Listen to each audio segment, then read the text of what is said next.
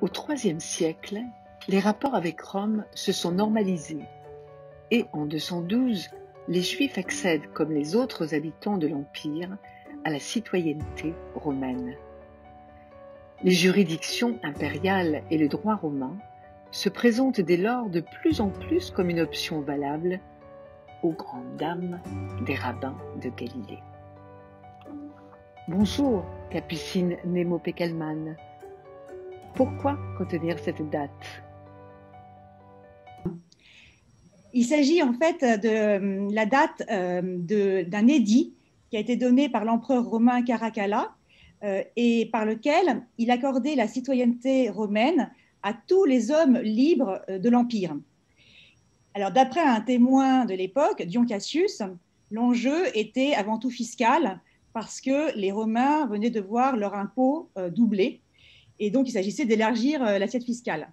Mais en réalité, il y avait aussi des motivations bien plus profondes, de nature religieuse et philosophique, parce que Caracalla était entouré de conseillers juristes inspirés par le stoïcisme, qui rêvaient de créer une communauté universelle, unie par une même piété religieuse, et nous sommes un siècle avant l'Empire romain. Donc déjà, cette même unité religieuse, et aussi une unité juridique sous le droit romain civilisateur.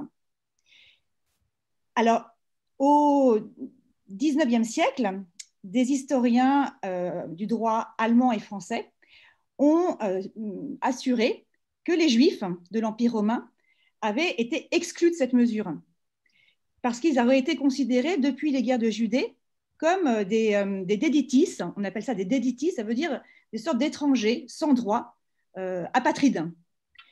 Et on voit bien les préjugés qui sous-tendaient ce genre d'historiographie. Et alors, juste avant la Première Guerre mondiale, un jeune juif venu de Roumanie, qui s'appelle Jean Juster, a soutenu en France une thèse monumentale dans laquelle il démontrait que les Juifs avaient bien été des citoyens romains. Et depuis la fin de la Seconde Guerre mondiale, cette thèse n'est plus mise en cause.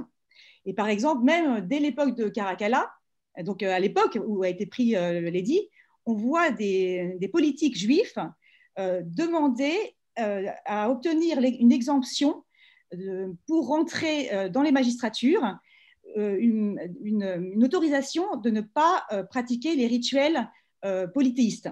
Donc vous voyez bien qu'ils avaient la motivation, non seulement ils étaient citoyens, mais en plus ils voulaient devenir magistrats de cité et demander des privilèges pour à la fois pratiquer leur religion et à la fois être citoyens romains.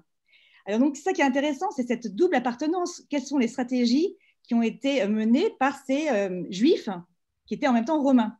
Ce d'autant que la romanité était vraiment attractive parce qu'elle proposait un droit très bien construit, notamment en matière de droit des obligations, des contrats, etc., en matière de droit de la famille.